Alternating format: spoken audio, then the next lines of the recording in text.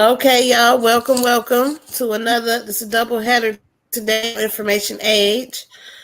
Right now we have King Seth and Immaculate News. The title of this debate is "What empire is most influential? The West African Empire or the Spanish Empire?" Okay, we're gonna have an opening round, two 15-minute rounds, a questioning round, closing statements, and then maybe the call-ins, and then the judges. So for the judges today, we have Steve Caballero. Is that how you say it? You, we can't hear you. Yeah, unmute your mic, Steve. Yeah, Steve Caballero. Yeah, you got it, Denise. Hi, Okay. how everybody? All right. I'm gonna be a judge. Okay. He's a judge. We got Black Jesus Minister. My goodness, this is your boy, Black Jesus Minister, the Ecclesiastes 3, kick your ass, kick some ass, kick your ass, Christian, balling and crawling, swinging and banging, all the way from Houston, Texas. God damn it. So glad to be here. Thank you very much. Peace. Okay. Black Jesus Minister. Okay, we got Derek. Oh, hey, what's up, everybody? This is Derek D1, Creme de la Creme, whatever the hell you want to call me. Straight out of Louisiana. We balling crawfish and eating pig feet when we bored, But I'm here to judge. Whoever bring the best information, I'm looking for sources. I'm not looking for no he say, she say shit. Come on and bring it. It's all good.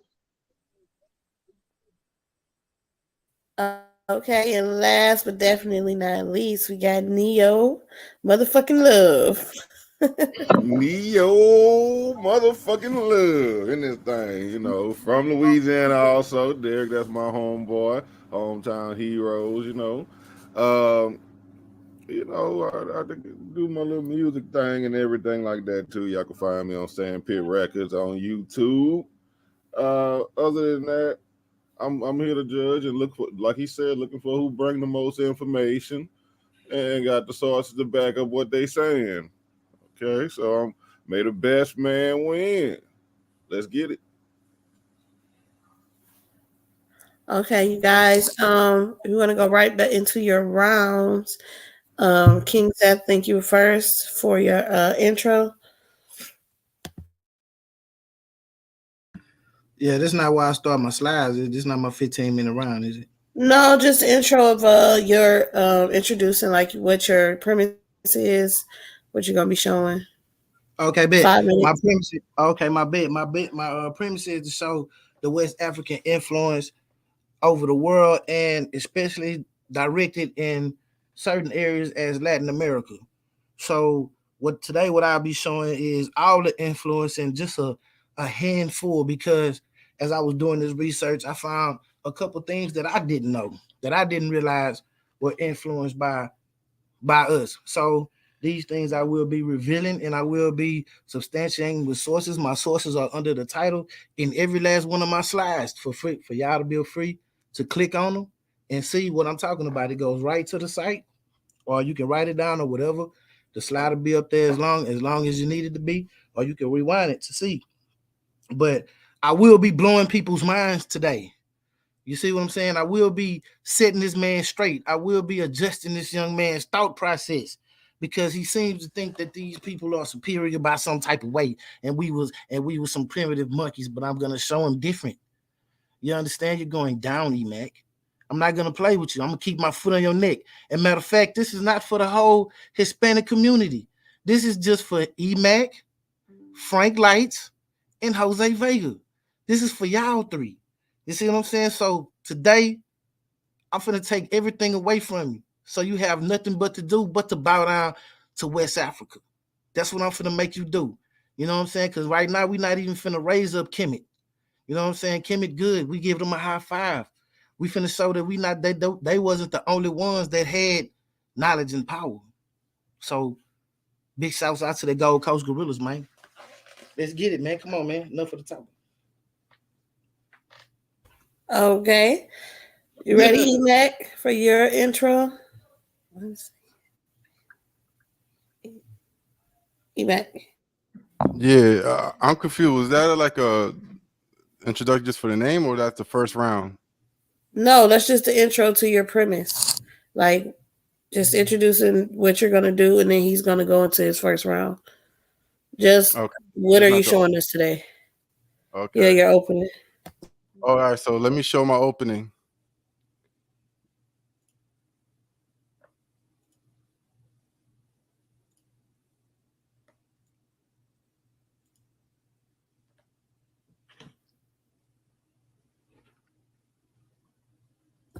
Okay, your screen is shared.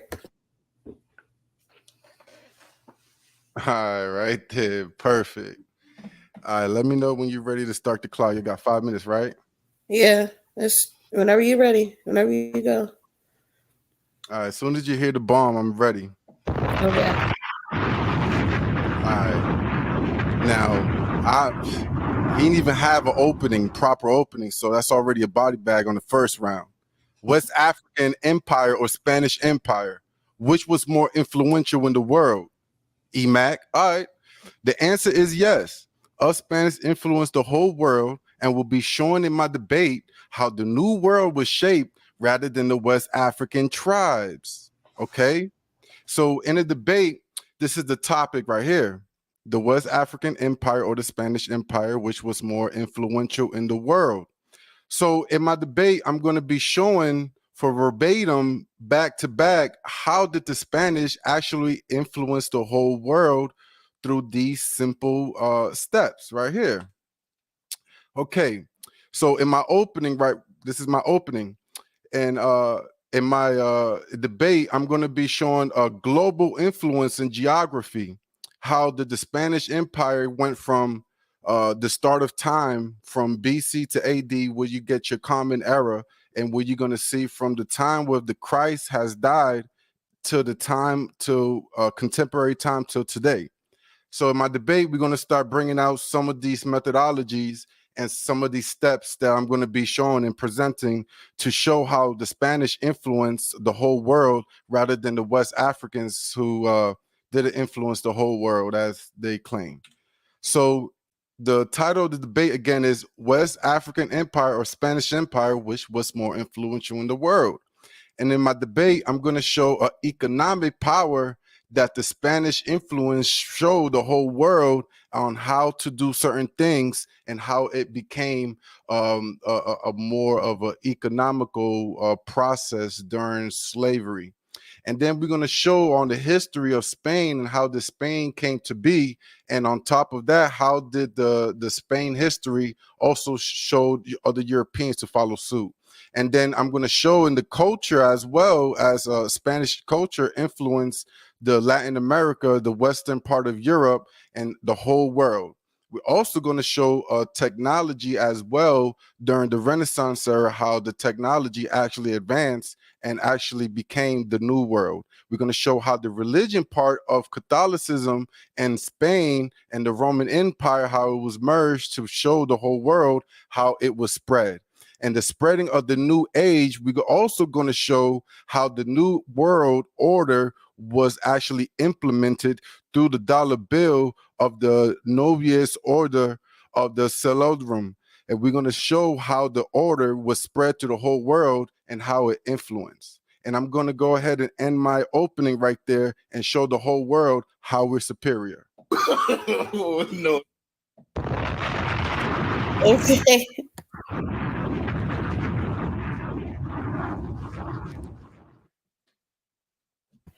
Okay, King Seth, you can go ahead and share your screen. And I'll start your clock whenever you start talking.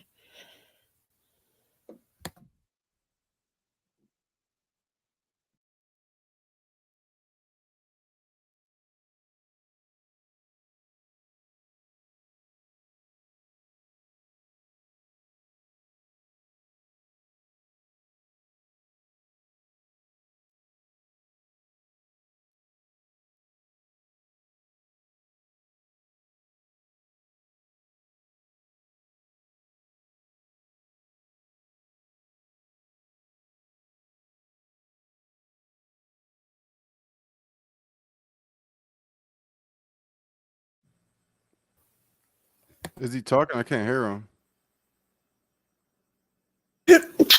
Seth, your Right, mic is muted. right. I don't hear nothing. My mic is muted too, but Yo, King King All Seth. right, said, yeah, y'all King can hear me said. now. Yeah, y'all can Yeah, hear we my can hear you now, bro. Yeah, I had to get back to it. That's my fault. You know what I'm saying? That's my bad. Y'all can see my screen. right. Yeah, we can see you and hear you now.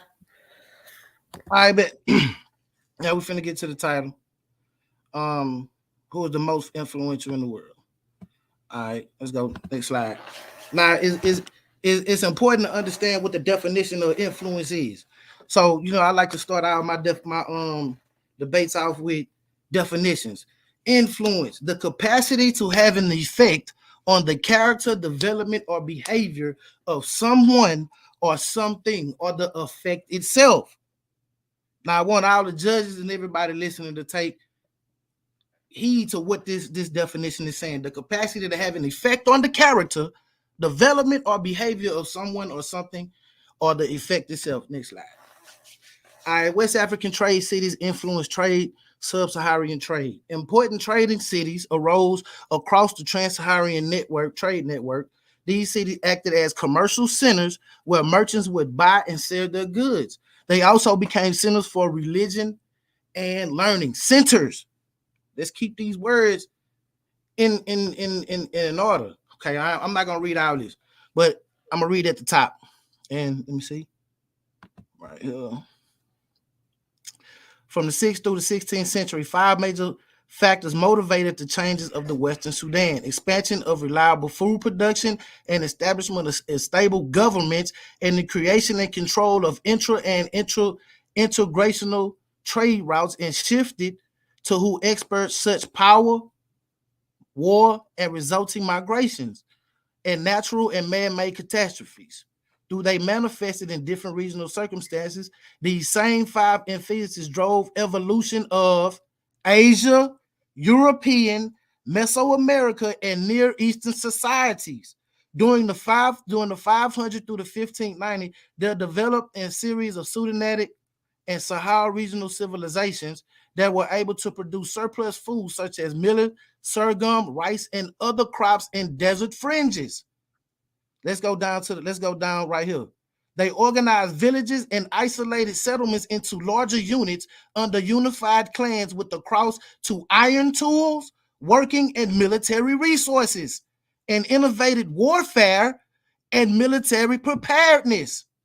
As intra and interregional trade evolved, they provided effective protection for the trade routes. So let's go down right here.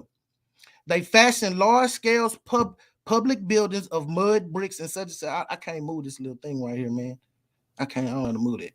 The empires of Ghana, and it says Mali and the Masi and the Hasi and Fulani states and other political units grew indigenously from consistently successful community adaptations, physical and material circumstances. As in other parts of the world at the time, they survived droughts, flooding, military excursion, plagues, and other catastrophes. Now let's see what drove these motivations to these man, hold on, bro. Oh man, come on, bro. Don't do that. Okay, yeah. All right, let's go to the next slide. Let's go. Let's see what kind of empires we talking about. The Mali Empire. The Mali Empire emerged in 1235. Mali built its wealth under control and trade and taxation of commerce that passed through the borders. Because of the plentiful reserves of gold within the territory, Mali became one of the world's largest gold exporters. Much of Mali's gold found its way through the Mediterranean coast in North Africa. From there, the gold made its way into Europe and the Middle East. Mali's largest import was salt, which they lacked in large enough quantities. They consumed the salt, preserved the salt for perishable foods and human corpses. Mali also imported glass, ceramics, and such. Now let's look at this map. Now people say the Moors up here, right? This is Timbuktu right here. You see where everything with a hub at, where everything is going. This is called influence through money. This is called influence through power. Because you got to come right here to go to school. Now let's see if I'm right. Let's see if I'm right. West African gold in antiquity. The trade of gold in West Africa goes back to when antiquity, with one of the earliest examples being a voyage from the Carthaginian explorer Hanno in the 5th century BCE. The celebrated mariner sailed out of the Mediterranean and turning south, stopped from the mouth of the Senegal River before sailing on, perhaps even reaching the far bay of the Guinea. The Hanno was followed by other countrymen, and commercial relations were established with the locals. Thus, West African gold found its way from the trading post islands of the current unidentified Atlantic Ocean northwards to the ancient Mediterranean coasts of for the first time. The 5th century BCE, Greek historian Herodotus describes his histories that the gold was traded on the West African coast using a silent and cautious method of barter, perhaps understandable given the language barrier and the mutual fear between unfamiliar peoples. But see, what we have to understand is that gold and salt, you will have influence on the whole world. We already got the trade. We already got the trade hubs. You already see that we already have the weapons, the military resources. We didn't establish that. My sources are up under my titles. We already established that this was a hub. Now let's see what Herodotus said. The Carthaginians tell of a place in Libya outside the Pillars of Hercules, inhabited by a people of whom they bring their cargo. The Carthaginians unload their wares and arrange them on the beach. Then they reboard their boats and light a smoky fire when the neighbor inhabitants see the smoke. They come from the shores, and after setting out gold in exchange for good, they withdrew. The Carthaginians disembark and examine what the natives have left there. And if the gold appears to be them to worthy of the price for their wages, they take it and depart. If not, they get back on their boats and sit down and wait until the natives approach again and set out for more gold until they satisfy the Carthaginians. The amount is sufficient. This is where the gold is coming from. This is called the influence, the money and the power. You got the gold. I can make you do what I want. This is influence. So we influencing these so-called Moors because this is a hub. You got another route. The salt, and I'm not gonna, because I'm going for time. So I'm gonna try to be quick. We can say that the salt, this is from Britannica. The salt goes all over. The salt goes all over from all the way up here. Even when you look at the map, it goes from the kingdom right here in Mali, Timbuktu, and all this right here, all the way up. This is where the gold comes from. We took control of the roads. Hold on. Reading about the world. Okay, hold on. Let me see. Let me go back one more slide. Oh no, let me go right here. Reading about the world. This is about a guy that went to that was in Timbuktu. This is learning influence. This is the map. This is where we get into the intricate knowledge of the world. Okay, El Hassan bin Mahad Mazid was born in the Moorish city of Granada in 1485, but was expelled along with his parents and thousands of Muslims from Ferdinand and Isabella in 1492. Settling in Morocco, he studied in Fez, and as a teenager accompanied his uncle on diplomatic missions throughout North Africa and through the sub-Saharan kingdom of Ghana. Still a young man, he was captured by Christian pirates and presented as an exceptionally learned slave on the great Renaissance Pope Leo X. Leo freed him, baptized him under the name Jonas Leo de Medici, and commissioned him to write an Italian and detailed survey of Africa, which provided most of the Europeans what they knew about the continent for several centuries at the time. And this didn't happen overnight. This gold and salt just didn't happen overnight. This before the Europeans even knew what was going on. At the time he visited Ghana city of Timbuktu, it was somewhat past its peak, but still thriving Islamic city, famous for its what? Learning. Timbuktu was to become a byword in Europe and as most inaccessible of cities. But at the time Leo visited, it was the center of busy trade in African products and in books. Leo said to have died in 1554 in Tunis, having reconverted to Islam. See, they was converts. So these was people that was converted through Islam through the trade routes. You're gonna see it. What evidence does he provide that suggests the importance of learning in Timbuktu? Real talk. It was important to go and learn in Timbuktu. Let's see about some scholastics. You know what I'm saying? Timbuktu literary output was enormous and included works. Now let's continue to remember what the word influence means, y'all. I gave y'all the definition. This guy right here, he can't. He like a. Come on, man, stop. Timbuktu literally output was enormous and included works covering the history of Africa and Southern Europe, religion, mathematics, medicine, and law. There were manuscripts detailing the movement of the stars, possible cures of malaria, and remedies of menstrual pains. Now let's go down to the bottom. I want to go to the bottom right here. It's like the astronomers didn't follow the European leap to the sun-centered solar system, but they sprang far ahead in mathematics and calendar writing, far ahead in trigonometry. The writing detailed astronomy events 600 years ago. Scholars racing to translate the huge troves of literature. Exactly. This is Timbuktu, y'all. Let's stop playing games. Timbuktu influence around the 12th century. The University of Timbuktu had in attendance 25,000 students. This is the first university. Look at how it's built. We even influence the way that the structure of a university is built. Let's get it. The students came from all corners of the African continent in search of excellence of knowledge. The students came from all corners of the African continent in search of excellence in knowledge. They all coming to Timbuktu. So you mean to tell me that's not influenced through the whole continent? You mean to tell me that the Moors ain't coming to Timbuktu to study? They got the great minds. It was 3 of them built there. So what you telling me?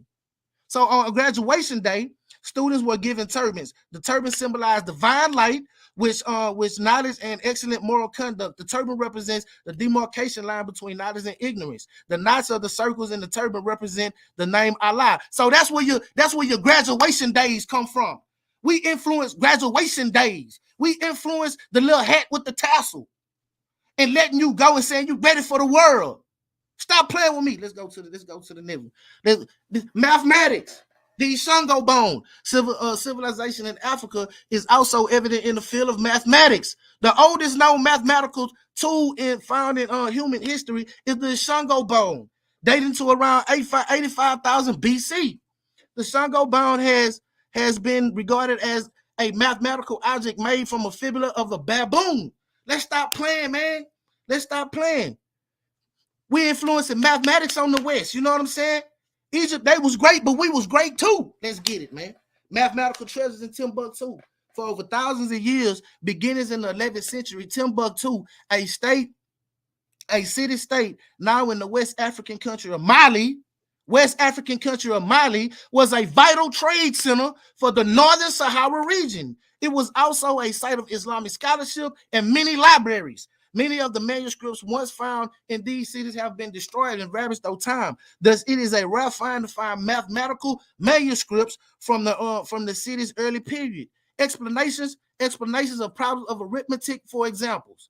The commentary by the 7th century scholar Ahmad ibn Salim al-Harufmi, damn, I can't say that name, on the work of medieval mathematician al-Samlali, provides its readers with a background in arithmetic and problem solving, as well as supplying a brief history of the development of mathematics. The page shown below depicts the numerals to be used. It's over here on the side. Now, what was Spain doing? They was Vandals. They was Visigoths. What did the Visigoths come up with, my opponent? What was the Vandals doing, you Vandal? That's what you is. You want to claim you gotta show something that came before the Moors, because they got it from Timbuktu. Now let's go to the Moors. Speaking of the devil, the Moors occupied Spain in 711 AD, when what was described as a African army crossed the Straits of Gibraltar from northern Africa. The Moors led Tariq of being invaded in Iberian Peninsula, Andalus, when Spain was remaining. How many minutes? What you said? Was still under the rule of the Visigoths. Now watch this, bro. Let's get it. The Moorish occupation lasted for 800 years, affecting the Spanish language. So what did they learn? Timbuktu. The Moors learned their knowledge in Timbuktu. So when they went to Spain, nigga, anything that they affected Spain was from Timbuktu. Was from North and West Africa. What it say? Affecting the Spanish language and even the music. with the introduction of the flamenco, health and hygiene. Y'all wasn't even bathing. Y'all was stinking up the place. How you get wrote in history for stinking when y'all came over here? Y'all got wrote in history for being funky. Stop it. We gave y'all toothpaste, toothbrush, with the followed by an incredible wealth of new medical knowledge about diseases and diagnose, as well as curing these medicines, surgery, and scientific interventions. Where you think they got the knowledge from? They got the knowledge from Timbuktu. Crazy? Yeah, let's get it. Let's go down here. They also introduced highly sophisticated. It's time. King said, "Oh, you can finish your sentence." Oh, huh? Unshare my screen. Cause damn, I'm tripping. It's doing some other shit. Fuck. I'll take it down. The screen. Yeah, take it down. Go ahead. Emac, are you ready? Yes, ma'am. 1 second. Okay, I'll start your time when you start talking. All right. This is Immaculate. First round right here. First round knockout. All right. Right. We got 15 minutes now. Let's deal with Spain history, my man. Let's deal with it, all right? We're going to deal with the first part, right? First, when you look at Spain, first, what does it symbolize? It symbolizes the oldest legend says red and yellow represents the king's blood on his golden shield. So that's what it represents, the color. Somebody got to mute out. That's what the color represents on it. All right. So where's your flag? Why didn't you go and show your flag pre-Columbus or pre-European? Where's your flags at? You know what I'm saying? So let's go move on to the next part, right? So the Spanish royal crown is the top of the head on the flag, right? And then when you look at it, it's actually an amalgamation of different empires within Spain. It wasn't just Spain is just not one empire. So now when you look at the imperial crown on the left, it's going to see that it's it's the kings, the queens, whatever you talk about. So the Aragon is the actual kingdom that's, it was a current autonomous community within Spain. And it was formed together with Navarre. Navarre was a other former kingdom. It was an autonomous community as well, right? And then you also have the Kingdom of Leon. The Kingdom of Leon is actually another kingdom in Spain. And then you got another kingdom, which you call the Castile, which where you get Isabella and all them things from. But anyways, so when you look at the two pillars right here, the two pillars actually represents the pillars of Hercules. And what it actually represents that, like, if these pillars will fall, it will cause the end of the world inside the Mediterranean Sea, bro. So without Spain actual port from trading, all of that would collapse. So that means all your African trade would collapse, all your European trade collapse, and your Middle Eastern trade would collapse if those pillars caused to fall, which is only about 9 miles away from Africa. So if you look at the pomegranate flower at the bottom, of Granada, it actually represents the fall of the Moors. And then, come on now, bro. If you look at the two words that see that PLVS and the ultra, it actually represents two words. This is what it means in Latin. It means further and beyond. So this was Spanish official motto. If you ain't know, the land of beyond, and they wanted to get past that because everybody was afraid. They don't know what was past that. You know what I'm saying? So we're going to actually get more into details right here. Now, when you look at Spain is actually an exonym and the derivation of the word. So let's actually look more closer. So the derivation of the Phoenician Hispania meaning islands of the rabbits, land of the rabbits, or the edge, as a reference to Spain location at the end of the Mediterranean. So that's what it means, bruh. We're at the end of the world, or the end of the ocean, or the end of the land. That's what it means, Spain, bro. And it was named by the Carthaginians somewhere around 300 BC.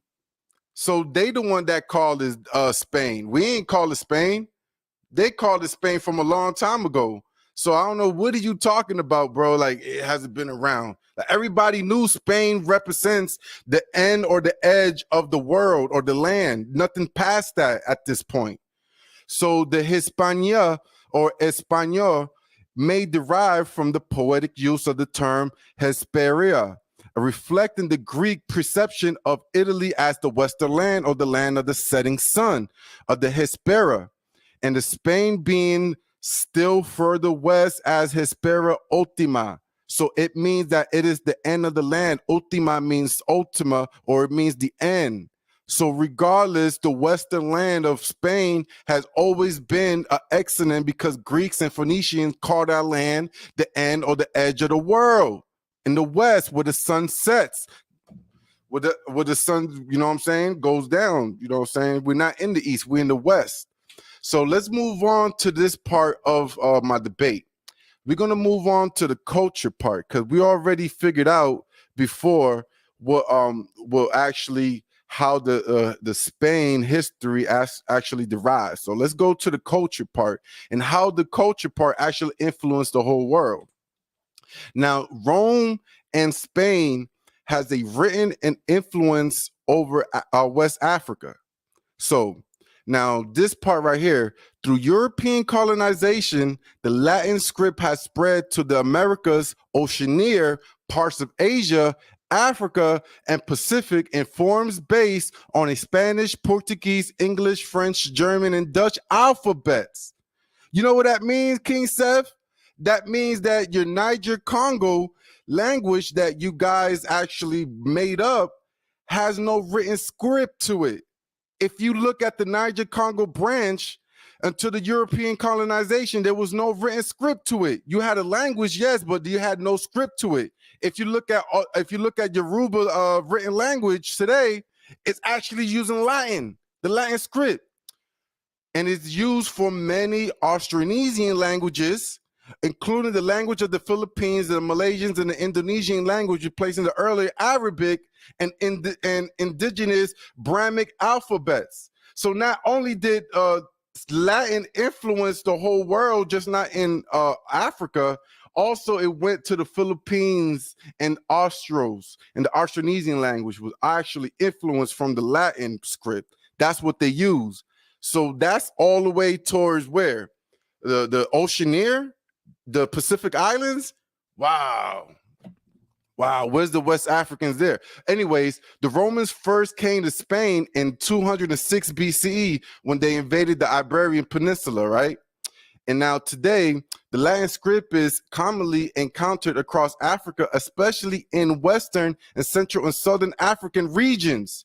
Arabic script is mainly used in North Africa, and Ge'ez and Ethiopic script is widely used in the Horn of Africa. But is that from West Africa? No, that's from Arabia. So even the Arabs' influence in West Africa is not even yours. So we're going to go through the classical era and the antiquities. So the flamenco guitar, which is a similar classical guitar, but commonly found in Spain and in Latin America.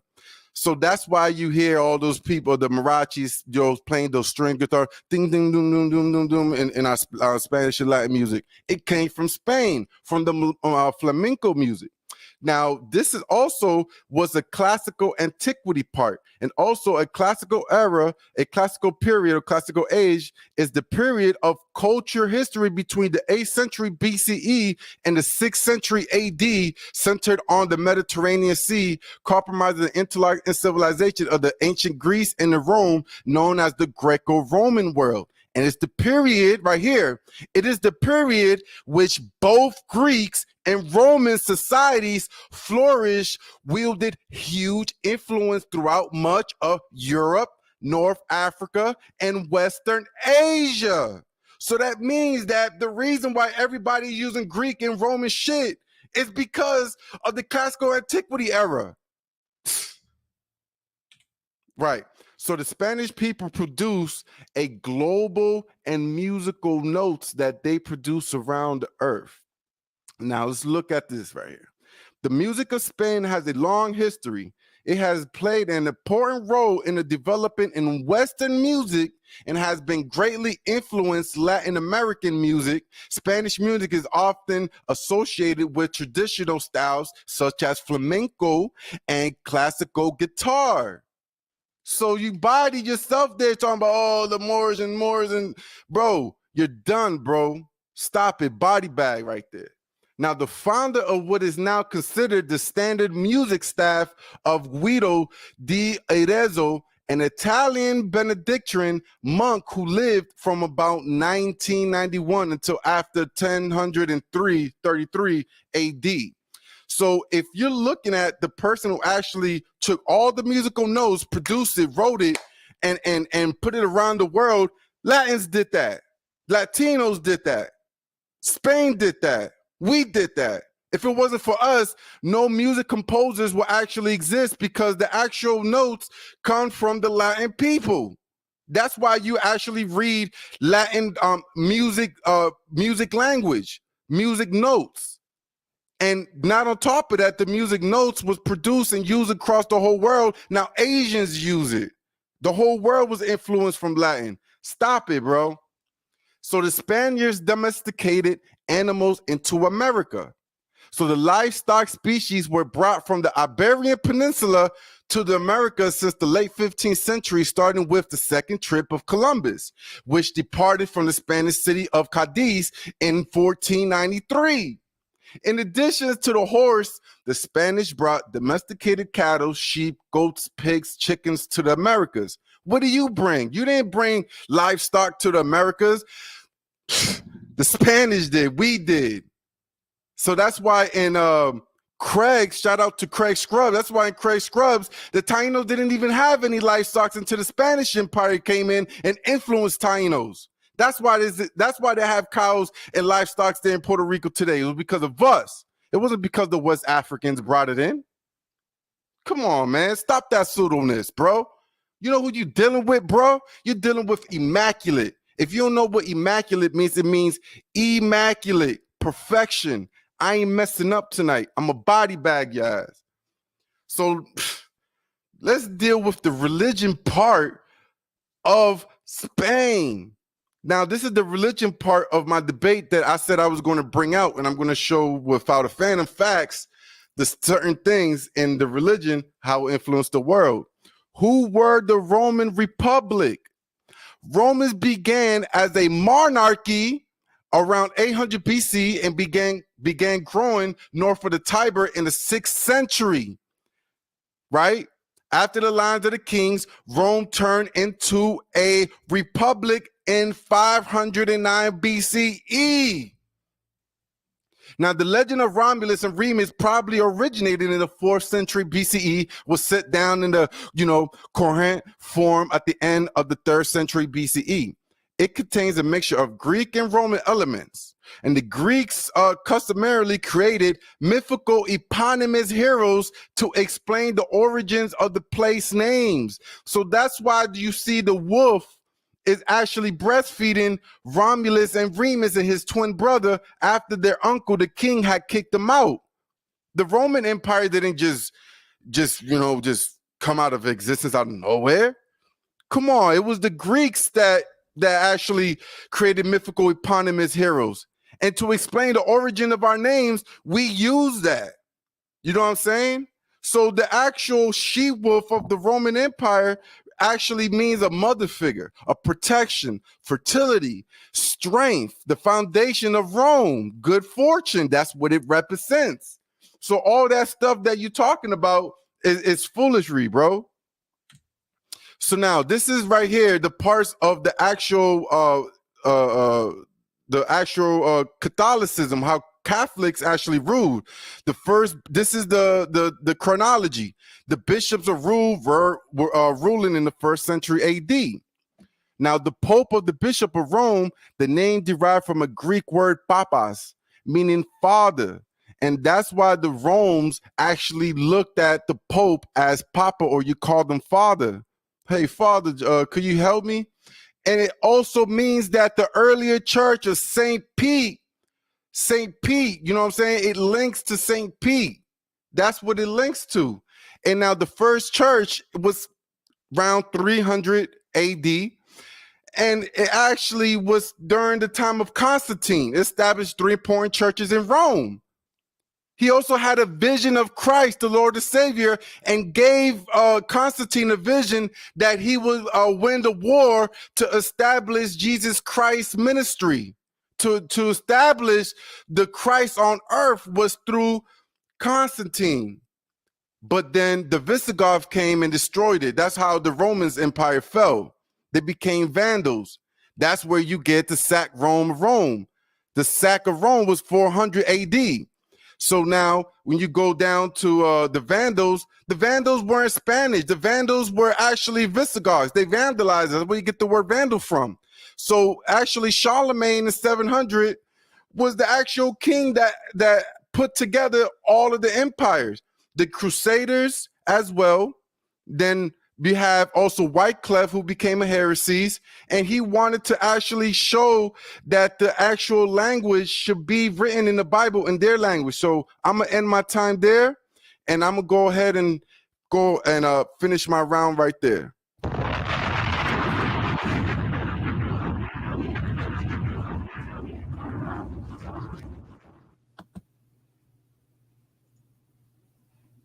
Okay, you had 1 minute.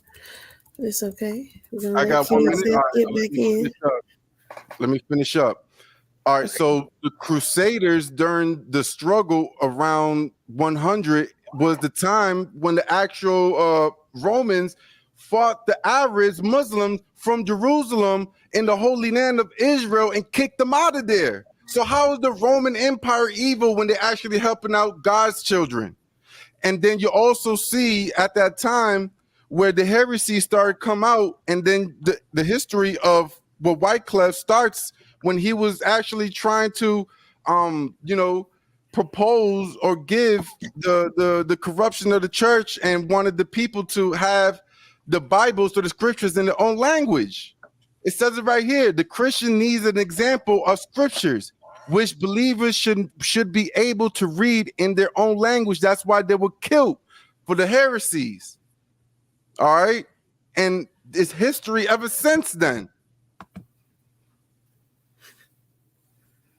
Okay. Are we done? Yeah. You are. All right. Okay. King Seth. Yeah, my screen sharing. Is my screen sharing? Yes. Yes. All right, man. Come on, man. You talking about the Romans, bro, and the Visigoths, bro. Say, man, that's who the Moors kicked out of Spain. We talking about from the world now. You talking about the Romans, man? Stop it, man. I'm finna kill you. Let's go with I stopped, and matter of fact, now let me go back to this. Let me go back to the slide that I was finna left out with. I was finna tell you what. Oh, here we go, right here. You know what I'm saying? Let's go right here. Since he want to talk about language and music, the Moorish occupation lasted for almost 800 years, affecting the Spanish language and even the music scenario with the introduction of what? Flamenco. They introduced flamenco to the people you talking about, dude. So stop playing. With health and hygiene were among the list of Moors' priorities, with the invention of toothbrush, followed by the incredible wealth of new medical knowledge for diseases diagnosis, as well as curing those, medicine, surgery, and other scientific inventions. But this was not all the Moors brought to the knowledge of agriculture, such as cultivation of various fruits, including lemons, almonds, oranges, bananas, coffee, and eggplants, and taught the Spanish farmers how to cultivate cotton as well as silk. They introduced highly sophisticated irrigation systems, some of which have been installed by the Romans in the 4th century, and which were which the Moors restored. They influenced it because they changed. Let's not forget the definition. Restored and extended. These brought water into urbanized areas through complex networks, pools and fountains, private homes and their gardens, public squares, including public baths, all benefited from this water supply, some of which still can be found in Andalusia. Nigga, right now today, man, stop playing with me, man. Debunked your little flamenco. This what your boy Leo Africanus had to say. Let's go down to the bottom. I ain't even gonna read the top. The royal courts is magnificent. This is what he said about Timbuktu. As well organized. When the kings go off to the court and another people in the court, he rides the camel and the horses are led by hand servants. Man, I don't even want to do this, like, man, because I need some time. So I got, boy, I'll let you tell you. Let's go to architecture. Spain has the greatest variety. And this right here, this is Granada right here. This is the palace that the Moors built. So anything that you talking about from right now, from this period on into Latin America where they conquered, you got to show me Visigoth. You got to show me Vandals. I don't see no Vandals building nothing like this. Spain has the greatest variety of architecture in Europe because of its history. The Moors conquered Spain in 711 and exerted a strong what influence? That word, daddy. That word. You know what I'm saying? Influence on Spanish architecture. The what influence, that word again, was to make architecture more decorative. Gothic architecture in Spain was more decorative than Gothic architecture in other European countries because many Moorish features were added. Because we did it. We influenced it. This happened also with Renaissance architecture and Baroque architecture. Even today, it has exerted its what? That word again. Influence in many modern buildings. Let's go. You know what I'm saying? Now, I don't want to do Leo. Let's go to influence in language. And this is right here on your language that you're talking about, bro. You know what I'm saying? Kirsten This is from her Purdue University. In the plantation society of the Caribbean islands, people of African ancestry have substantial control over their daily lives, despite the efforts of political dominant minority group to restrain and oppress them. The lack of cultural homogeneity, as well as the laziness of the plantation elites, provided an almost unique opportunity for African masses to create their own society. And what? That word again. Influence the high culture. Caribbean people speak variants of standard European languages, which always reflect what? West African speech patterns. Regardless of whether the spoken language is English, Spanish, French, or Dutch. The French spoken in Haiti constitutes as a language as its own. In the Caribbean, Aruba and Pioneer Papimento, a blend of Dutch, Spanish, and Portuguese is one of the official languages. None of these Creole languages is limited to the poor or educated classes. Creole has been given the greater respect in literature and political life of the Caribbean islands. So, nigga, over there in Latin America, they don't even speak the same Spanish. And even if they did speak the Spanish was influenced by West and North Africans, the Moors. We already established that they got the knowledge straight from Timbuktu.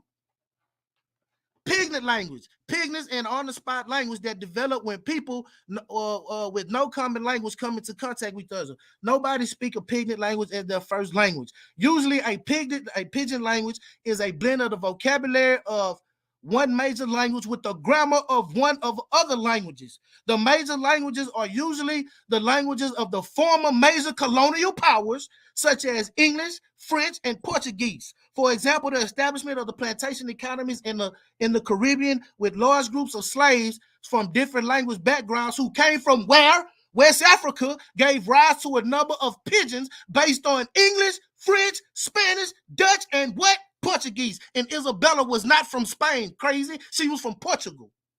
However, there were also pidgins spoken in parts of Africa, South America, and Southeast Asia that were based on languages other than those of colonial powers. A good example is a non-European pidgin of the Chinook jargon that was once used by American Indians or the European traders. Let's keep going.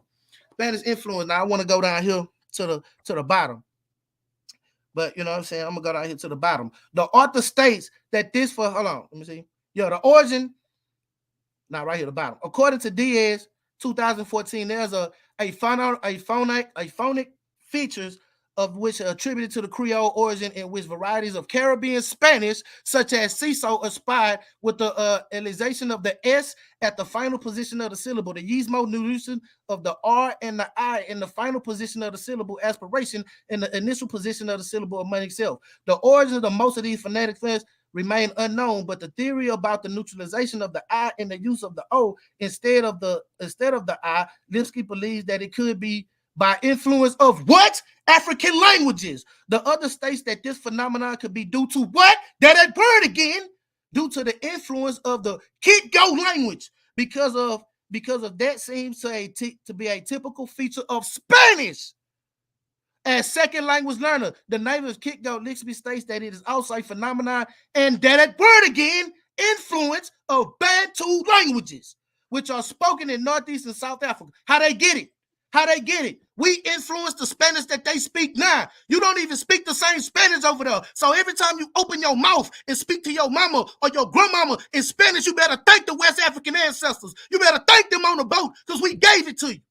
Now watch this here, Congo, Wikipedia. Although several African tribes have been recorded in Puerto Rico, it is the Congo of the Central Africa that is considered to have had the what? The most influence, that word again, on Puerto Rican Spanish. In the early colonial period, many African slaves in Puerto Rico spoke Bozal African. You better thank the West Africans for what you speak. Boy, to your mama and your grandmama. Boy, you a vandal. Show me vandal language. I don't see no vandal language. Let's go. Let's keep it on where you from, Puerto Rico. We already just established that the language that you speak ain't even yours. So every time you open your mouth, you better pay homage. Puerto Rico is let's see why they speak this. Puerto Rico is a self-governing incorporated island in the United States of America. It is located in northeastern Caribbean and the foreign Spanish. I need to get down here, right here. Dominican and Taino. Initially, the inhabitants of Puerto Rico were the Tainos. They were later colonized by the Spanish, who were attracted to the gold. Gold mines available to the island. Due to the oppression of the colonial rule, the Tainos' population was greatly reduced, and Africans were brought from Africa as slaves to the islands. When the gold mines got depleted, Spanish colonizers did what? They left, and Africans were left as a majority group on the island. The slave trade, which was thriving in the 16th century, which was a great number of Africans from where? West Africa. Countries being transported to the American Indies. The African culture in Puerto Rico is drawn mainly from the who? The Yoruba people of West Africa. So you better thank us, boy, for your whole culture. You want to go to culture? That's our culture. Black people, we watching our culture be folded right and unfolded right in front of us, and we don't even see it. And I don't even want to go to metallurgy. That's the Benin's with the head, with the metal heads. Let's go to let's do this one with the medicine. Now I don't even want to do the medicine. Let's go. Let's keep going because let's do the food. I like this one. Gastronomy, the art of science of good eating. Gastronomy, when the Africans arrived on the continent, they brought with them fruits to which they were accustomed. Such in these cases is the pin of watermelon, several species of bananas, and the African rice that arrived at the Americas in the slave ships. We brought rice over here. So every time you go to a Mexican restaurant or a Spanish restaurant and you eat that rice, you eating jollof, and I'm finna show it to you. The gastronomy customs of the slave impacted the food culture of the Americas in a way, either the ingredients and the specific preparations that were adopted or transformed. Boy, every time your grandmama cooked that food that you be eating that you think so good, you better thank us. For example, the dishes that combine rice, meats, vegetables, and grains, nigga, that came from us, were supplied by slaves who worked as the service in the parts of the United States, Ecuador, Brazil, Colombia, Ecuador, Peru, and Venezuela. Many dishes are still maintained, even though they were undergone modification. Show me Visigoth food. Show me Vandal food. Some culinary techniques that can be found in America thanks to the arrival of the Africans. Roasted wood, boiled spices, sauces, stews, with fats predominantly were used the coconut to make sweets, as well as leaves of bananas to wrap recipes like the haluscas in Venezuela or the tamales. Nigga, so when y'all go get them tamales from the Spanish people, that's our food, y'all. That's our food. West African food around the world. Grains, I'm going to start right here. Grains such as African rice, pearl millet, sorghum, nelf, and fennel were first domesticated on the continent. So too were the linguines, cowpea, groundnut, vegetables, okra, watermelon, and the Ethiopian kale. Many tree crops as the cola nut used in Coca-Cola, oil palm, shea, and coffee are indigenous to Africa. If you had coffee or Coke today, you have Africa to thank for it. Boy, you think, boy, if you drunk some coffee, even the way you talk, boy, the way you talk, you talking like us. The way you say it, nigga, was influenced by us. You don't even speak the Spanish that them people speak over there. You speak a whole different Spanish. So does every Latino country over here because of the West Africans. Yeah. And this right here, I ain't finished with Puerto Rico. Mofongo, Puerto Rico. Another dish that uses mashed plantains also comes from what? Fufu. Mofongo is a mix of mashed green plantains with garlic and vegetables. Things like chicharron, chicken chunks, or shrimp folded, and before the food is shaped into a mound. So, man, your whole culture is West African. Black people. We watching these people. We let people like him tell us that that's Spanish culture. Now, that's our culture. That's our culture.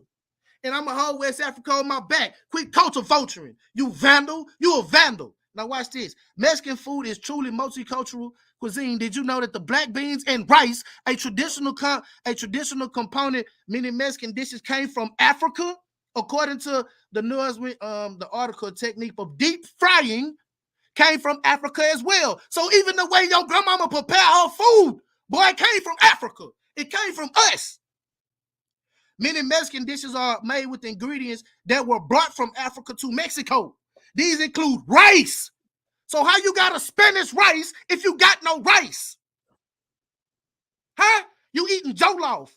The picture at the top, y'all, is the Mexican Spanish rice. The picture at the bottom is jollof, where they got it from. Now watch this. Mexico was known. Hold on. Many people do not know about the African influence in Mexico. A university of California Press article reminds us that the second president of Mexican Republic, Vicente Guerrero, was a mixed African descent and even had the name state after him. Hold on, man. I want to get to this because he went to music. I want to see. We had alcohol too. Right here with Sister Ivory, we got right here our Uncle Jack. He the one that invented Jack Daniels. We came over here with recipes that influenced the liquor. I want to go to this music because let's go. You know what I'm saying? I want to go to this other stuff since he's talking about. Oh, no, hold on.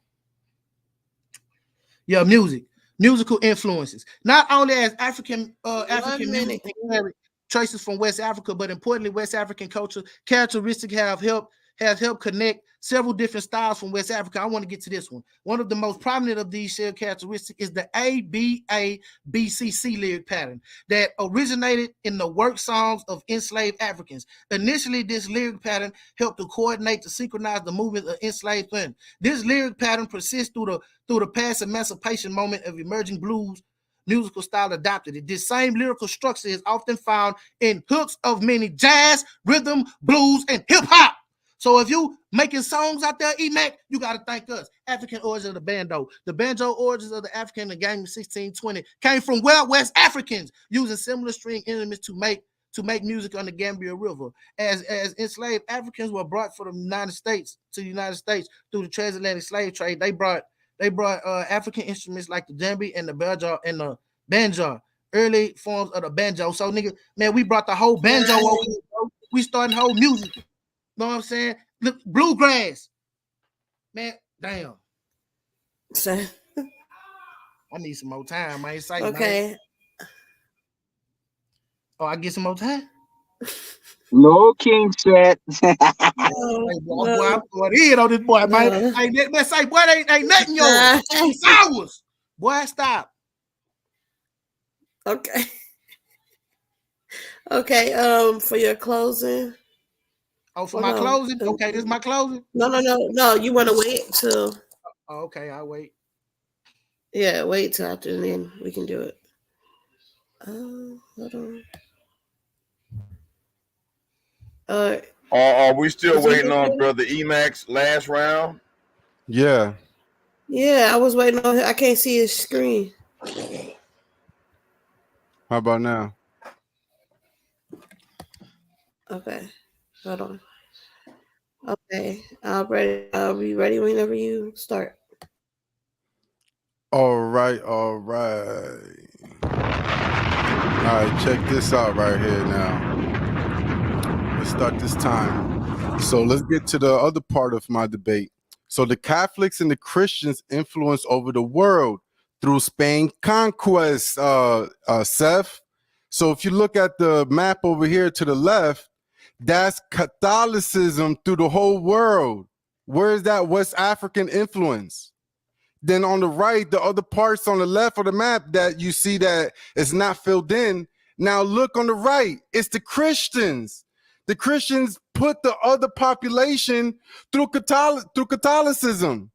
So if it wasn't for the Spanish Empire to actually spread Catholicism, Christianity, and Catholics, Constantine having his vision of Christ, all that would have not had happened without the Crusaders and all the Roman empires through the Spain. What are you talking about? Look at that influence on the map. Seth, that's ridiculous. That's the New World Order, bro. We conquered it. That had nothing to do with West Africa. You had part of it because we took you and brought you into these places, bro.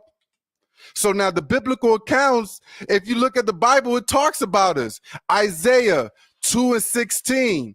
For all the ships of Tarshish and all of the pleasant imagery.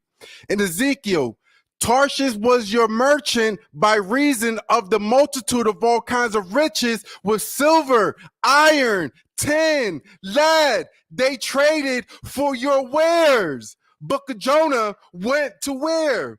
To Tarshish when the Lord was looking for him. In the book of Kings, even the kings took the gold, and he said that Jehoshaphat made ships of Tarshish to go to Ophir for gold, but they didn't go. And for the ships were broken into Ezion's Geber. So right here, you see it, bro. That's another influence body bag. What are you talking about, Moors? The Bible predate Moors and all that bull crap you're talking about. Now, we'll talk about the economy impact of Spain. This is the other part of my debate now. So the Renaissance era, if you're not really hip to it, the Renaissance was a fervent period of the European culture, artistic, political, and economic rebirth following the Middle Ages from 15th to 16th AD.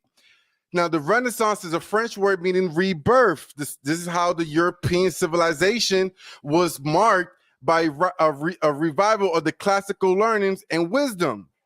And now it says that arguably one of the key events of the Renaissance in 1454, Johannes Gutenberg published the Gutenberg Bible using a new printing press technology that would revolutionize European literacy. So after your Moors and your little Timbuktu, we have the printing press. You ain't had that. That's how we influenced the world. So now Da Vinci, who was an Italian, just like Christopher Columbus, was famous invention was his flying machine. Without the flying machine, you wouldn't even go to Africa on planes. So his best ideal displays in the power of his observation of his imagination. And his design of the innovation is clearly inspired by the flight of the winged animals. That's where he got his ideas from. Da Vinci got his shit from nature, from animals. And his notes be mentioned bats, kites, and birds as source of his inspiration. And these is all his inventions he made. He made the clock. Well, you wouldn't even know modern time without Da Vinci. Stop it, bro. Now, the age of discovery is the major reason why the age of exploration happened. If you don't know why Europeans explored the world, this is why. The age of exploration, also called the age of discovery, began in the 1400s and continued through the 1600s. It was the period of the time when the European nations began exploring. They discovered the new routes in India and much far east in the Americas. So you say your routes, you're talking about the Moors? Moors ain't even from West Africa. They're actually invaders, you goofy. They had nothing to do with West Africa. So the Europeans' infrared they interfered with African political affairs as they supported one chief over another in the hope of getting slaves. That's why we brought slaves, because a lot of you guys sold out. That's why you got Akan selling other tribal people. That's because the Europeans know what they were doing. That's why they wanted slaves.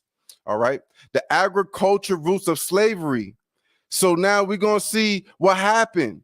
The transatlantic slave trade, when Spain first enslaved Native Americans in the Hispaniola and then replaced them with the captive Africans, it established slave labor as the basis of colonial sugar production. It was believed by Europeans that Africans had developed immunities to European diseases and would not be as susceptible to fall ill as if the Native Americans, because they had not been exposed to the pathogens yet. So the native was dying because of the European diseases, and the Africans were already susceptible to it, so they survived the pathogens. That's why they brought Negro slaves here to Americas, bro. All right, stop that. The only reason why you have any influence in America is because the Spanish Empire brought Africans over here. So, and they merged it with a lot of Spanish music, a lot of Spanish culture into it as well. So it just wasn't just West African, just influence all Spanish empires, bro, in here in America. Stop that nonsense, bro. So now let's get into the rebuttal part of my round. So now let's rebuttal this man, because he's talking about man nonsense. The flamenco of Spain, bro, comes from Spanish gypsies. Spanish gypsies, bro. It doesn't come from the Moors. That guy that you posted, your doctor, very pseudo, bro. He needs to look up more information.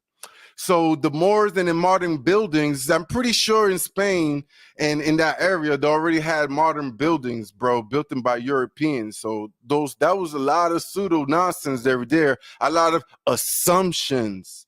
Now, the Spanish that comes from the Moors, bro, Spanish comes from Latin. It has no Moorish influence on it. What are you talking about?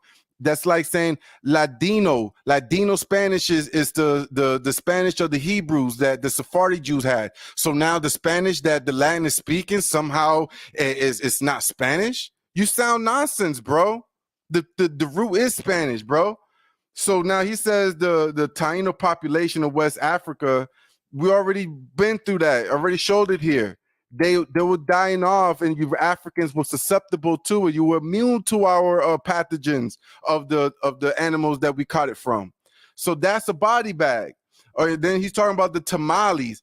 The tamales is made out of corn. Corn comes from America. What are you talking about? So you can thank the Mexicans, Aborigines, for that tamales, not for Africans and your banana wraps. Come on, bro. You sound like goofy, bro. So let's go to this banjo, right? This dude talking about his banjo, right? So his banjo, yeah, he's half right and half wrong. But the idea came from West Africans. They did not bring the banjo here. The idea came from a gourd. It's actually a gourd that comes from the ground like a watermelon, and they put like strings, and they cut a hole in it. So the white man he took the banjo, which is not even a West African word, it's Greek. Banjo is Greek for Pandora, and it means the minstrel banjo. So he took it, he revamped it and changed it and made it better. He made it more superior. So that's why the banjo looks like that. It's round and it's circular, and it's not big and fat like the way you had it. That's what happened, bro. And it mixed in with the British Isle. The British Isle was mixed in with bluegrass and all those songs and all those musics.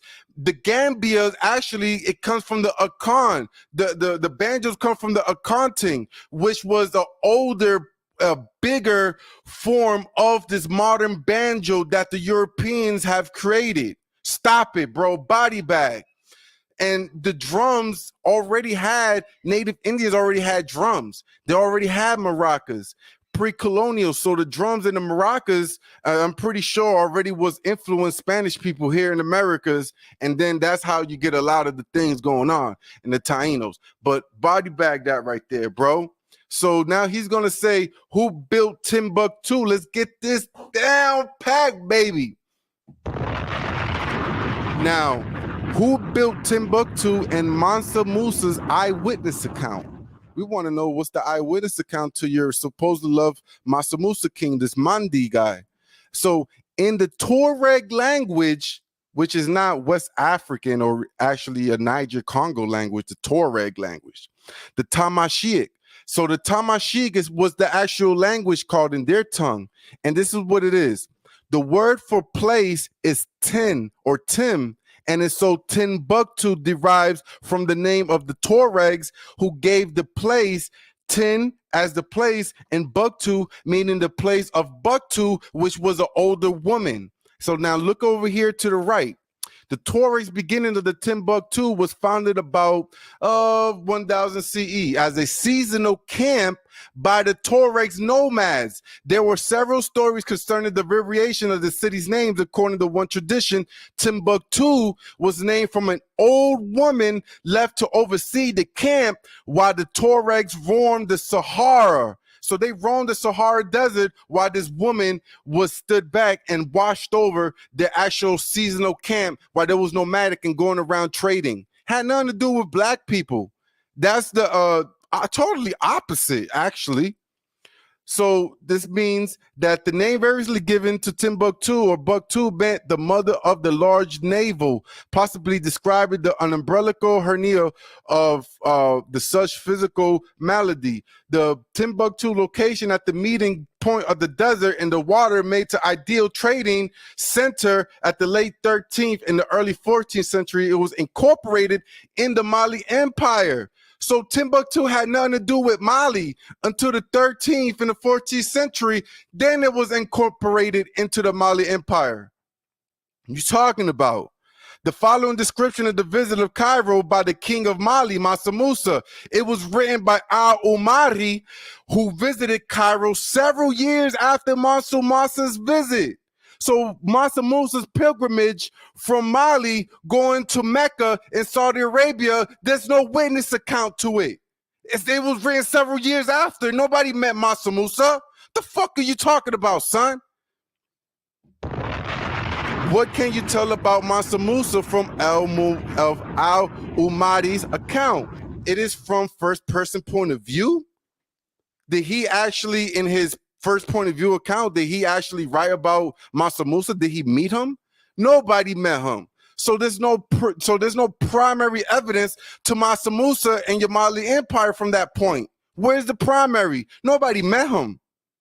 And it's around 1000 CE, Timbuktu was founded by the Tuaregs herdsmen and the nomads of the southern Sahara as an advantageous spot where the land and the rivers conceded. Right on top of the Niger River, so it had nothing to do with black people, bro. Those Moors that you're talking about were invaders. They invaded. That's why the Muslims went into Timbuktu and caused the trans-Saharan slave trade. Okay, if you're not familiar with it.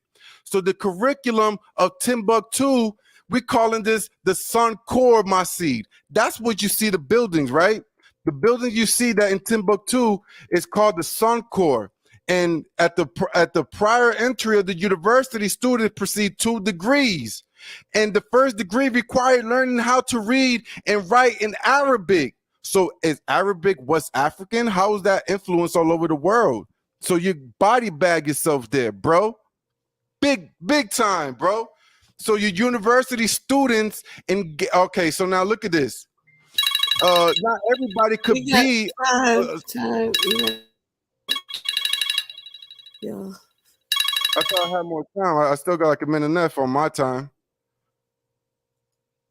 My thing stopped, and I can't get it to stop. Okay, he was going. All right, King Seth. Yeah, This is your closing. It's your closing round. 5 minutes to close. Can you hear me? Or no, y'all want to do question and answer first, then close? Nah, I want to close. Let me close real quick.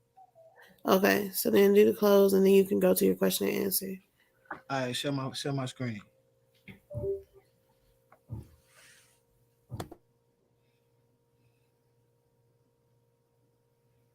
Let me know when I'm good. Go ahead. All right, let's do some more musical influences since he want to come and talk about the musical influence.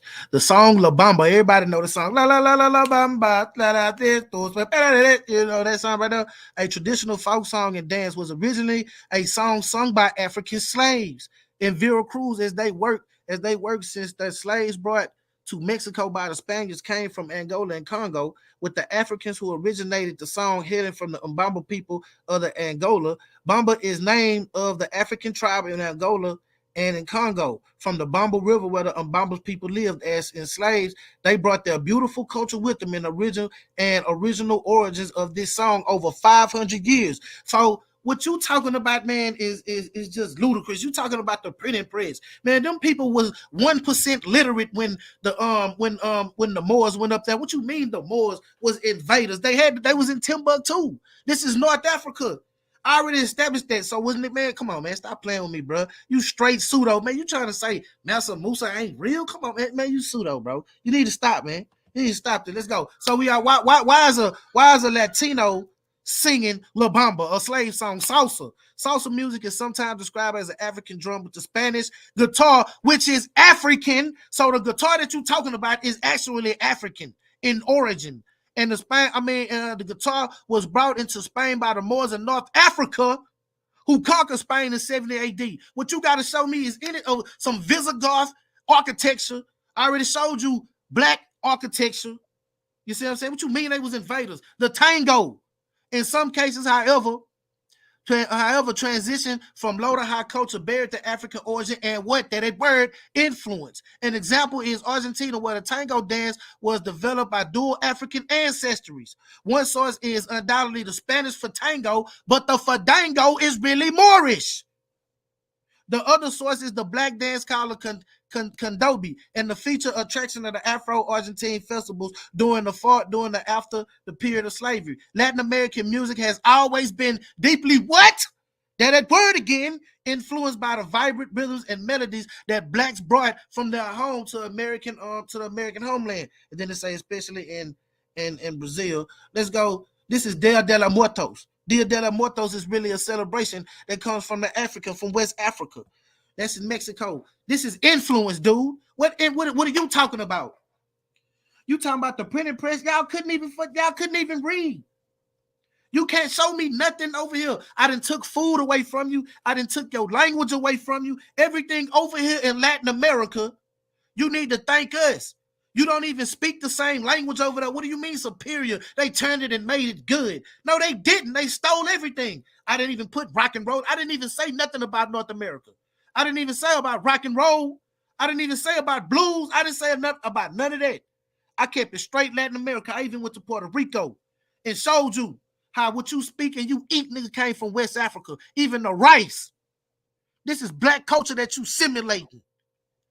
That y'all trying to drown out. People like you. You the one on here telling a lie. Now let's get it. Santeria is based on the West African religions brought to the New World through the Middle Passages, mainly in the Caribbean and sugar plantations. These Africans carry with them their own sacred traditions, including a ritual of possession of trance, communicating through ancestors. We already know it's like Santeria incorporates the worship of the Orishas and beliefs of the Yoruba and the Bantu people of southern Nigeria. Man, let's keep going, man. I already killed you on that religion. What you talking about, man? Christians, man. You tripping, man. All y'all known for was conquering and killing people and slaughtering people. Let's stop playing, bro. And maybe y'all only thing y'all influenced was people to take more baths and use soap. Because y'all was stinking. Y'all get wrote in the history for being stinking, bro. You out of line. Voodoo. That's one that came from West Africa. That was understood on the concept of carnival. Watch this. As a distinct minority, the beginnings of the African people in the Americas brought a culture change in their lives. Officials accepted modified same forms of culture in black. Let's get down here. It's until the 19th century, the annual celebration of carnival was confined to black population. The upper class condemned carnival and tried to end it as a public festival. By the year 20th century, however, it had attracted all classes and races. So the carnival that's in Brazil that they have every year that everybody flock to is based in with is a black thing. We created that. Although carnival has become highly regarded and its festivities are open to all races, classes, the chief participants of these carnivals are still black.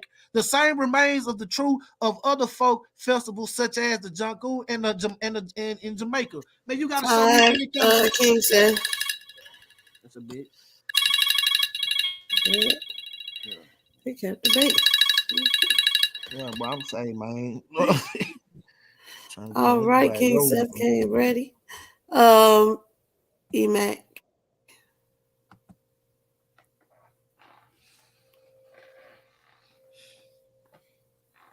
Influence, man. Immaculate.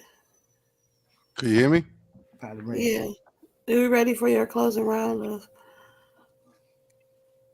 All right, let me see.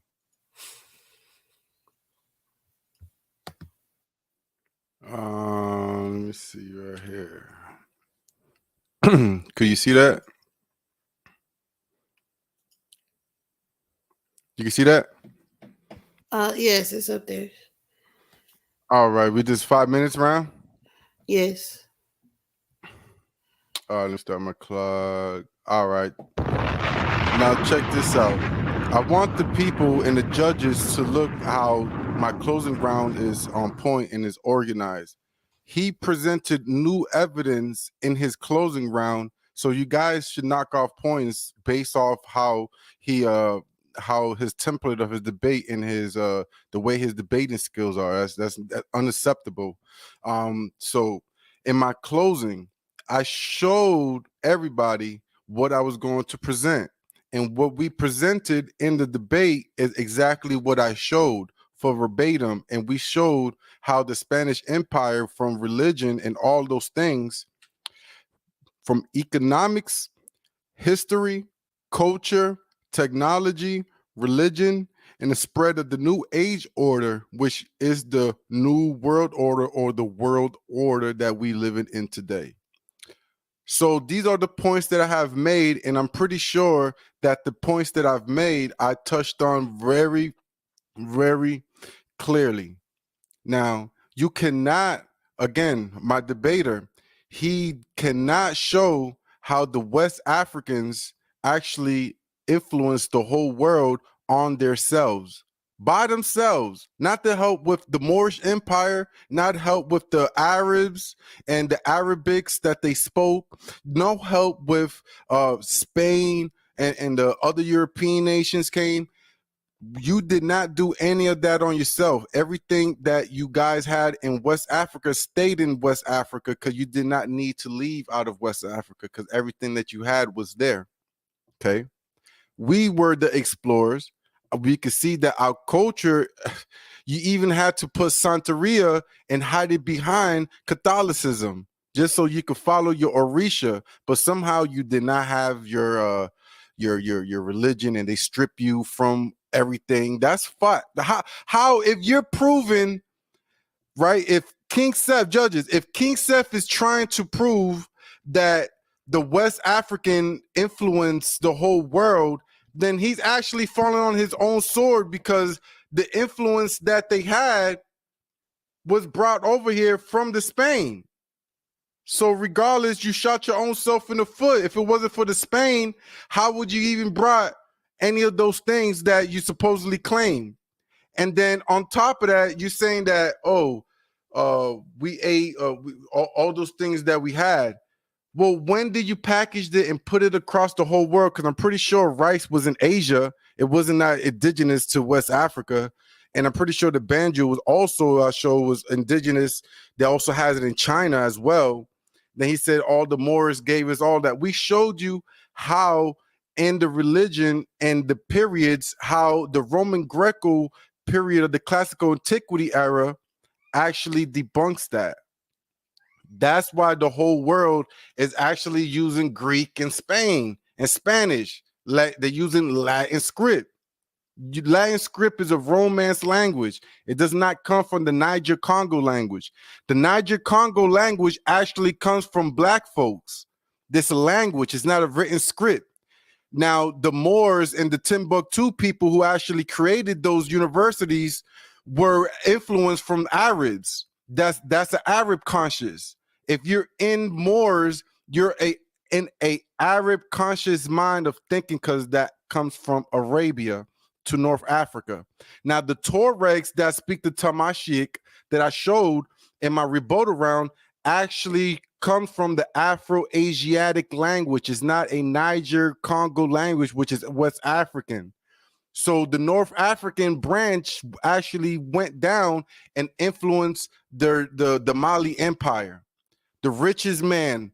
So the gold, I'm pretty sure Genghis Khan was more richer than Mansa Musa by trillions, not by billions, brother. So stop the nonsense. And all through my debate, I showed you how the Spain pushed everything through routes and trades. They created new routes and trade during the discovery period because it was destroyed by the Ottoman Empire. He's not going to tell you that. The Ottoman Empire destroyed your Mali trades and your Songhai trades. So the Roman Catholics had to create new trades across the world. And that was part of the transatlantic slave trade routes. It was a trade route. It weren't just bringing Negro slaves. I show that. So I'm pretty sure that my time is up. 5 minutes is up. He did not have a proper closing. That is unacceptable for a debater to bring new information for a closing. But I want to close out with that. And I'm out. Yeah, that was a good closing.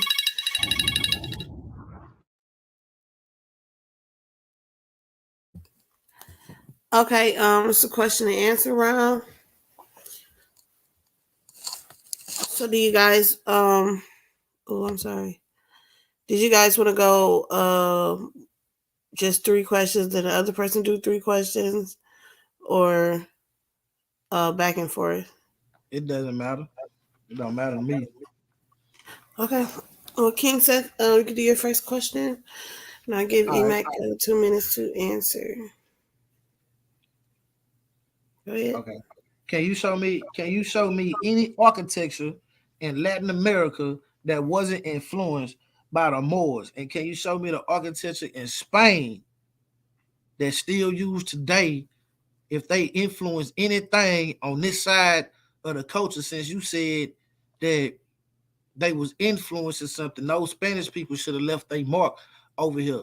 We already established that, these people don't even speak the same language. They speak pidgin languages. You see what I'm saying? All right, let me answer your question. Hold on, bro. Nigga, what you mean, man? I'm still asking my question. So I need you to show me any Latin America, any architecture influence that wasn't influenced by the Moor. All right. Now, when you look at the mausoleums and when you look at the Colosseums and all those things that you find in pre-Moorish Empire, though I'm pretty sure that comes from the Latin people, bro, and I'm pretty sure that predates that. So is there any more questions that? Yeah, I got another one. Who are the Latin people? In my debate, I'm pretty sure I showed it that it's an Italic tribe. Who? Italic tribe. What's an Italic tribe? Italic tribes are tribal people that comes from Italy. Italic means Italy. So what so these people were in Spain? They went to Spain? Yes, we showed that they went to Spain in the 300 to 200 century BCE. So these weren't Romans? These were Romans, yes. So they was the Visigoths and the Vandals, because that's who the Moors took it from, right? So you talking about the Visigoths and the Vandals, correct? The Vandals are the Visigoths who are vandalizing the Roman. That's why they was ransacked. I showed it in my debate. Okay. So you saying that this came before the Moors kicked them out of Spain, correct?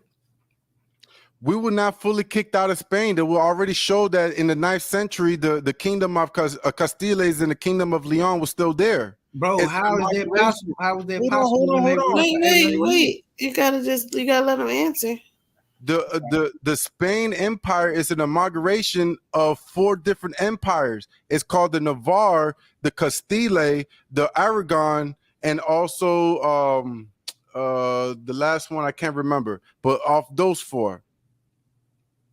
So the Moors has the most influence because of the architecture, because of the knowledge, and because of the language in it. Am I correct? Because we was there for 800 years, right? They didn't conquer all of Europe or all of Spain. Ain't nobody said all of Europe. I said Spain. No, is it true that they didn't? Okay, is this your third question? No, go ahead. Let it I'm done. That's my third question. I'm done. I'm asking. Go ahead, because y'all going back and forth.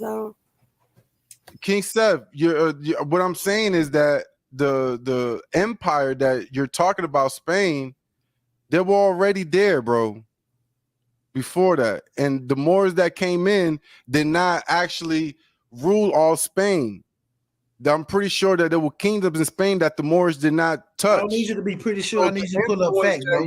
Those 2 minutes. Let me get 2 minutes. I need you to pull up facts. I don't need you to be pretty sure. Let me get 2 minutes. Pull up facts. Yeah, you can't interrupt him, King Seth. Let him answer. Right, my bad. So the influence that you're talking about are the influence in their city that they conquered. That's the influence you're talking about. All right, now this is the question I got for you, King Seth. All right, this is gonna hurt you pretty bad. Before Islam, show me any West African using gold for currency. Now go.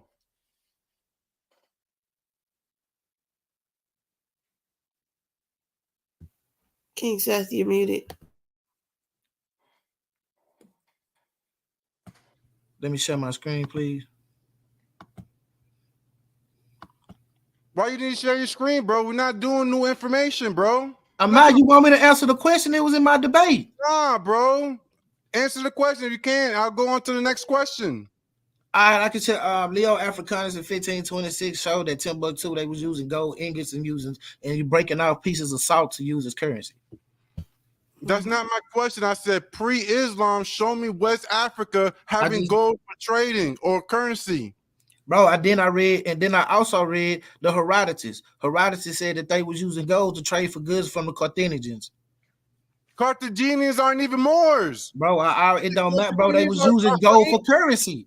And you said before that period. So I just gave you a period. I read it. I was finna show it to you, but you just said no. Where is Carthaginian words? Where is Carthaginian located? Bro, come on. Where is Carthaginian located? That's the question. Is it in West Africa? Is Carthage in West Africa? Yes or no? Can you repeat the question? Is Carthage in West Africa? Yes or no? No, it's not. All right, so that is irrelevant to the debate. No, body bag, bro. Repeat the question. bro. And I'm gonna show you how stupid you are. Repeat the question. Go ahead. Your question. You can ask me the question. Repeat the question, bro. You already answered it. Everybody, the judges heard. I know I answered it. You said when did the West Africans use currency before what period? Before Islam. Okay, and I said when they was trading gold with the Carthaginians that Herodotus was writing about. Primary source, Herodotus. I just told you that. I was going to show you the slide. Idiot. Body bag yourself.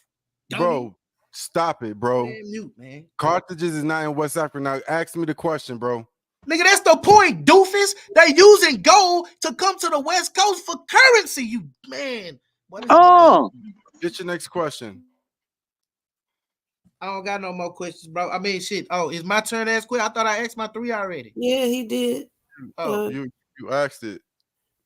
Your last question. You said Okay. So name me which part of West Africa did the Carthage trade gold with in West Africa?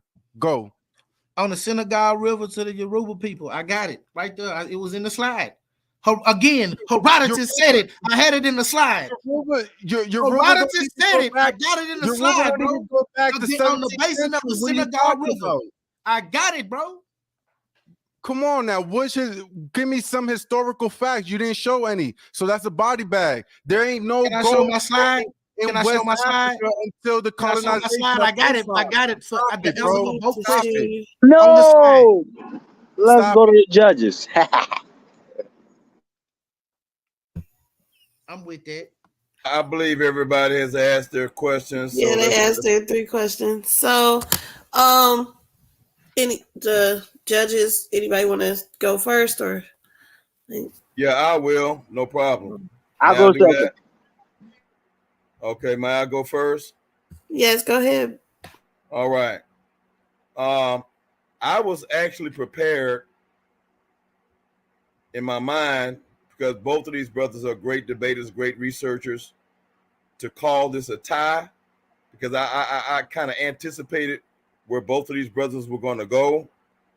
I was disappointed in Brother Seth that he didn't go to the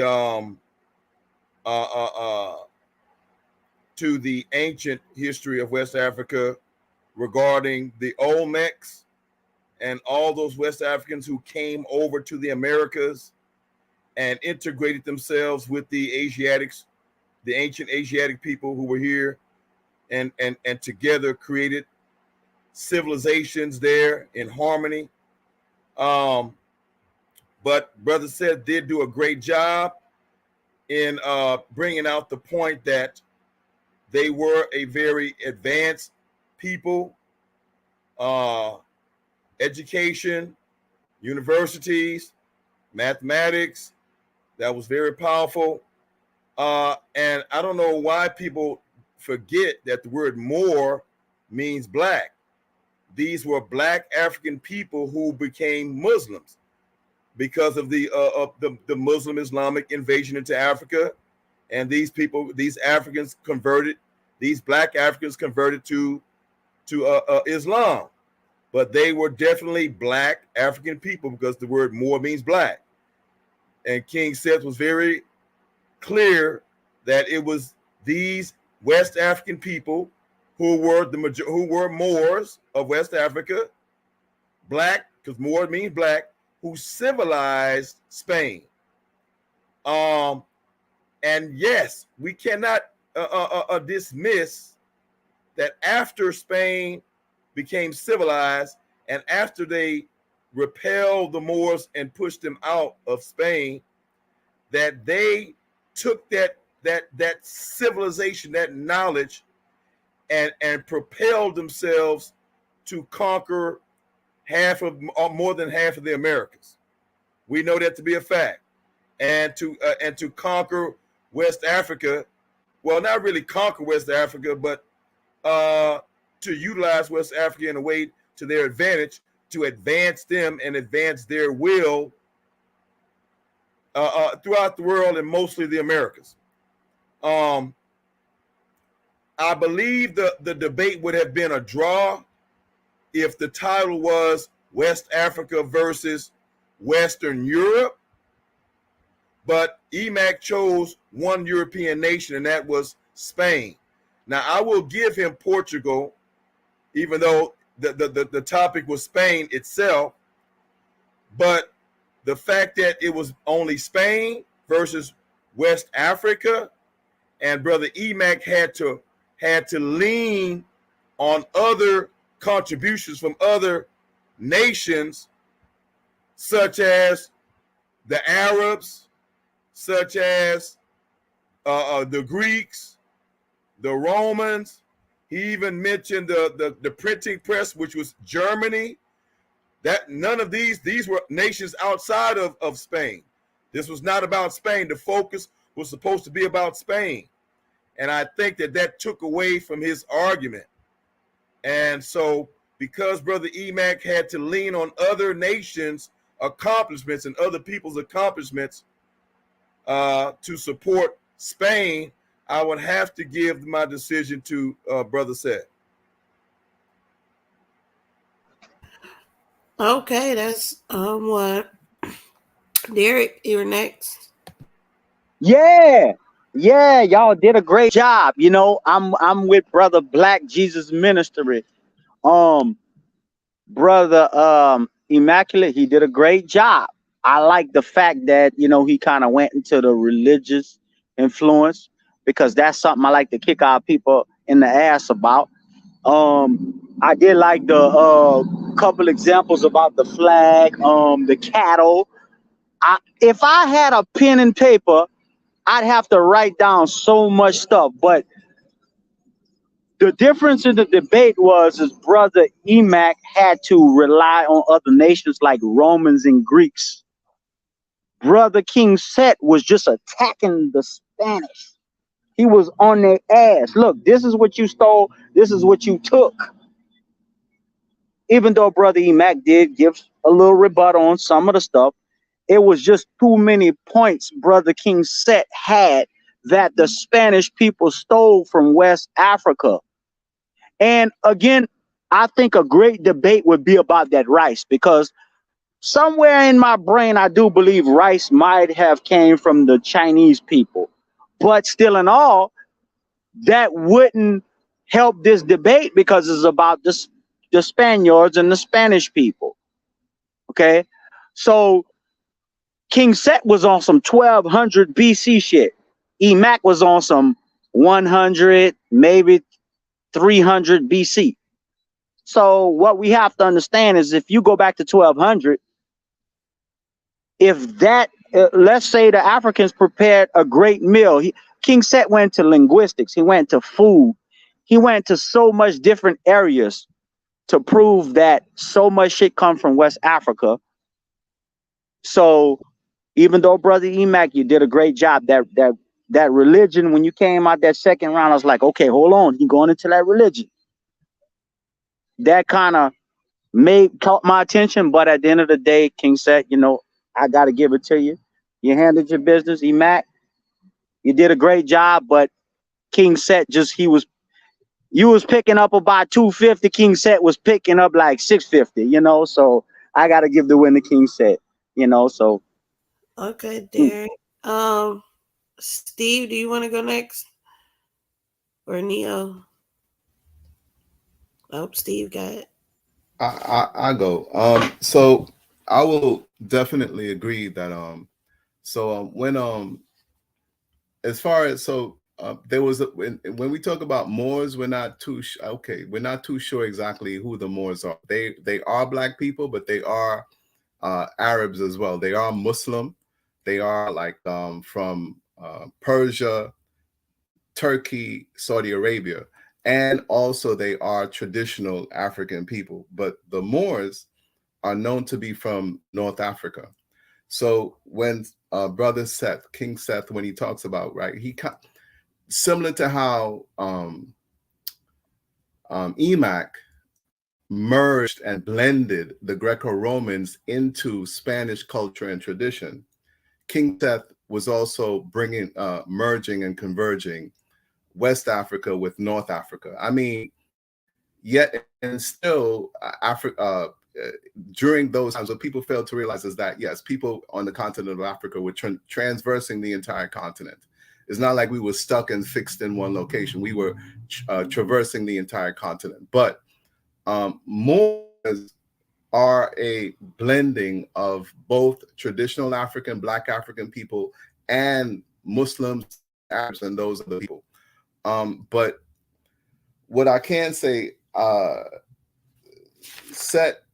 King Seth, he definitely did bring the information in terms of, he set his agenda and he targeted his points very well. And he did go back to like at least around 8500 BC. He talked about the music, the food, the culture, the language, the dance, flamingo.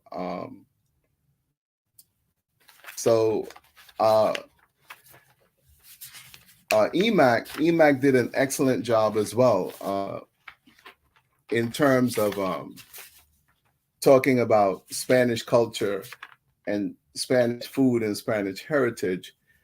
The only thing is that in saying that, and this is the implication, if Black people weren't enslaved, then we couldn't bring we couldn't spread our influence through the rest of the world. That was an unspoken note that Brother Emac was that was like a major dog whistle for me, that I should be thanking European people for enslaving me so that my culture and my tradition can be spread throughout the world.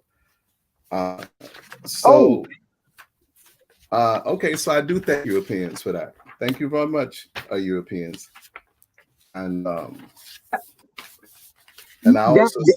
also say that Seth won. And you know what? That's kind of what my brain was going through my brain. Like, okay, you're enslaving African people, but you need the African people to influence the world. You have to take them and bring them into Okay. New America. Yeah, go ahead. I'm sorry.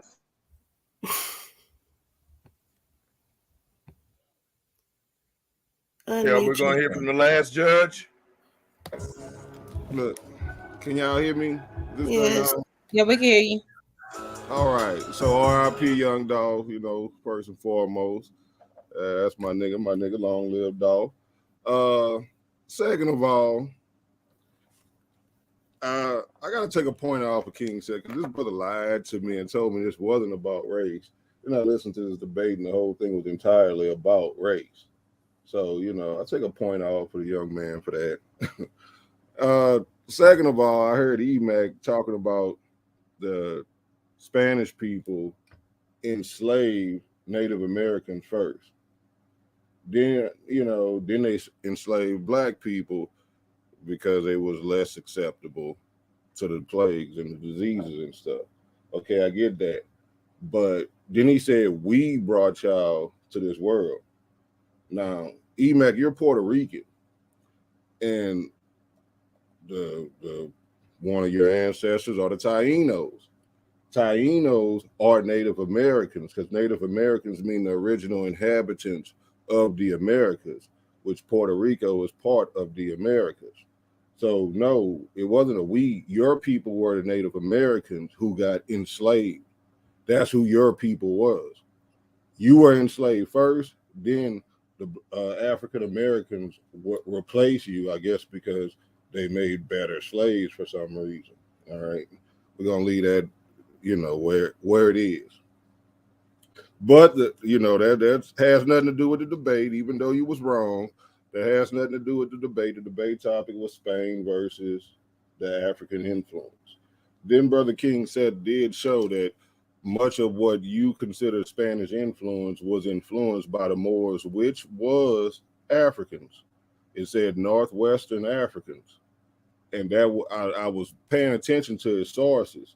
Those wasn't African sources that he was quoting from. Those were European sources that were saying that the Moors were Africans. So much of the influence from Spain, food, language-wise, and everything else, came from Africa. So technically, you got body bag, brother. You got body bag. My vote go to King Seth.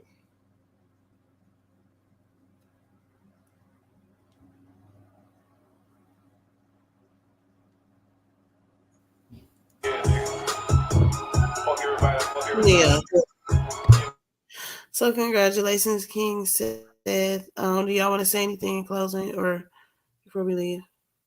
Yeah, I want to tell that young man, say, man, hey, don't come back here, man. Don't start nothing that won't be nothing. I done already learned you, man, that you're halfway a culture vulture. And what I'm speaking to you now, it's a pidgin language created by West Africans, influenced by West Africans. So that's why I'm talking to you like that. You understand? It's a variation of English that they influence. So when you open your mouth, you finna talk to me in a pidgin language that we influence, brother. I just want you to know that. You know what I'm saying? And I'm out.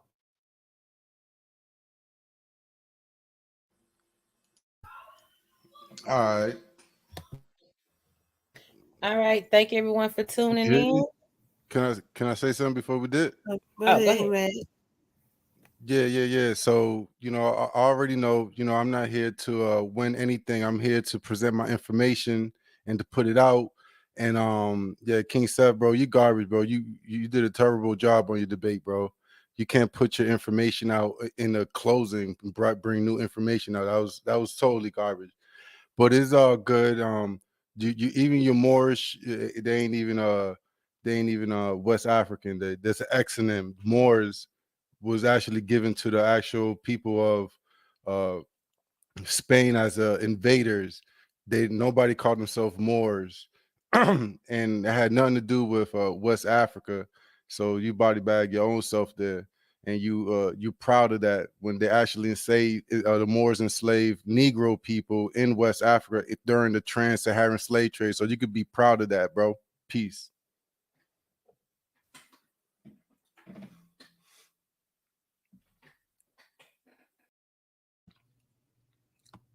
Oh, he left. I was finna tell him, man, he talking in the West African language, man. He need to stop.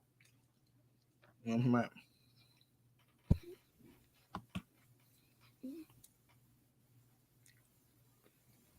I'm just gonna go ahead.